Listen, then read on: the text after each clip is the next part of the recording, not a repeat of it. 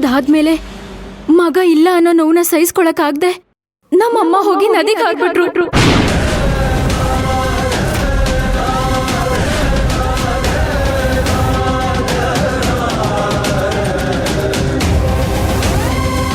ಅಲ್ಲೇ ಜನ ಅವ್ರನ್ನ ಕಾಪಾಡಿದ್ರು. ತಲೆಗೆ ಪೆಟ್ಟು ಬಿದ್ದು ಅಲ್ಲೇ ಹತ್ರದಲ್ಲಿದ್ದ ಸರ್ಕಾರಿ ಹಾಸ್ಪಿಟಲ್ ಕರ್ಕೊಂಡು ಹೋಗಿ ಅಡ್ಮಿಟ್ ಮಾಡಿದ್ವಿ. ಪ್ರಜ್ಞೆ ಇಲ್ಲದೆ ಮಲಗಿದ್ದಾರೆ.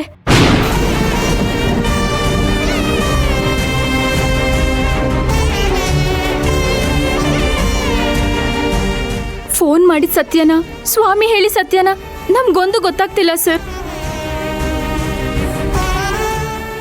ಅದಕ್ಕೆ ನಿಮ್ಮನ್ನ ನೋಡ್ಬೇಕು ಅಂತ ಇಲ್ಲಿವರೆಗೂ ಬಂದೆ.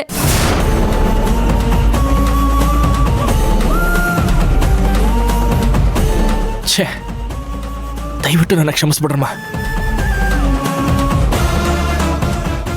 ಸಂಬಂಧದ ಸಂಕೋಲೆ ಒಳಗೆ ಸಿಗಾಕೊಂಡು ಕರ್ತವ್ಯದ ಪರಿಪಾಲನೆ ಒಳಗೆ ಎಡಬಿಟ್ಟೆ.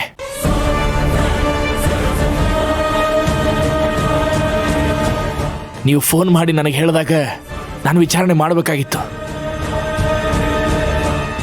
ತಪ್ಪು ಮಾಡಿಬಿಟ್ಟೆ.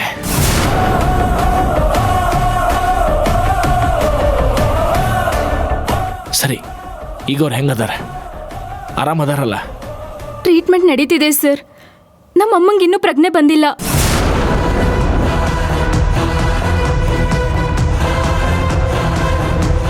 ಸರಿ, ನೀವು ಹೋಗಿರಿ, ನಾನು ಬರ್ತೀನಿ.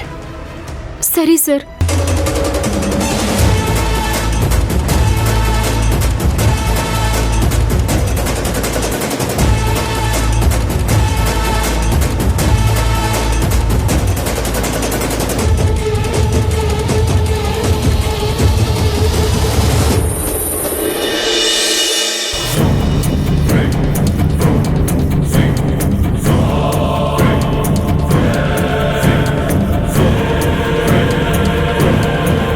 ಎಲ್ರೂ ಮೋಸ್ಗಾರೆ.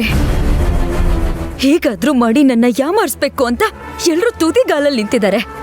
ಇಲ್ಲ, ನಾನೆಲ್ಲ ಇದಕ್ಕೆ ಬಗ್ಗೋಳೆ ಅಲ್ಲ. ಎಲ್ರಿಗೂ ಸರಿಯಾದ ಪಾಠ ಕಲಿಸ್ತೀನಿ. ಮತ್ತೆ ಅವ್ರು ಯಾರು ನನ್ನ ತಂಟೆಗೆ ಬರಬಾರ್ದು. ಹಾಗೆ ಮಾಡ್ತೀನಿ. ಏನ್ ಅನ್ಕೊಂಡಿದ್ದಾನವನು? ನನಗ್ ಗೊತ್ತು. ಈ ಹುಟ್ಟದಬ್ಬದ ಪ್ಲಾನ್ ಎಲ್ಲ ಅವಂದೇ ಆಗಿರುತ್ತೆ. ಈ ಅಣ್ಣ ನೋಡಿದ್ರೆ ಅವನ್ ತಾಳಕ್ ತಕ್ಕಂಗ್ ಕುಣಿತಾ ಇದ್ದಾನೆ. 2 ಬಲೂನ್ ಕಟ್ಬಿಟ್ಟು ಡೆಕೋರೇಷನ್ ಮಾಡ್ಬಿಟ್ರೆ ನನ್ ಕರ್ಗಿ ನೀರಾಗ್ಬಿಡ್ತೀನಾ? ಸಾಧ್ಯನೇ ಇಲ್ಲ. ನನ್ ಮನ್ಸು ಕಲ್ಲಾಗಿದೆ. ಈಗ ಅವರು ಎಷ್ಟೇ ಪ್ರೀತಿ ನೀರ್ ಸುರಿದ್ರು ಅದು ಕರ್ಗೋದಿಲ್ಲ ಅಂತ ಅವ್ರಿಗೆ ಗೊತ್ತಿಲ್ಲ ಅನ್ಸತ್ತೆ. ಅಷ್ಟೆಲ್ಲ ಅವಮಾನ ಮಾಡಿ ಕತ್ತೆ ಹಿಡ್ದು ಆಚೆ ತಳ್ಳಿದ್ರು ಮತ್ತೆ ಮತ್ತೆ ನನ್ ತಂಟೆಗ್ ಬರ್ತಾನೆ ಇದ್ದಾನೆ. ಸ್ವಲ್ಪ ಆದ್ರೂ ನಾಚಿಕೆ ಇಲ್ಲ. ಎಲ್ರೂ ಸೇರ್ಕೊಂಡು ಇವತ್ತು ನನ್ನ ಹುಟ್ಟದಬ್ಬ ಅನ್ನೋ ಖುಷಿನೇ ಹಾಳು ಮಾಡ್ಬಿಟ್ರು. ಇಲ್ಲಿವರೆಗೂ ನನ್ ಪಾಲಿಗೆ ನಮ್ಮಪ್ಪ ಶಿವರಾಜು ಇಲ್ಲ ಅಂತ ಅನ್ಕೊಂಡಿದ್ದೆ. ಇವತ್ತಿಂದ ದ್ರೋಣ ಅಣ್ಣ ಕೂಡ ಇಲ್ಲ.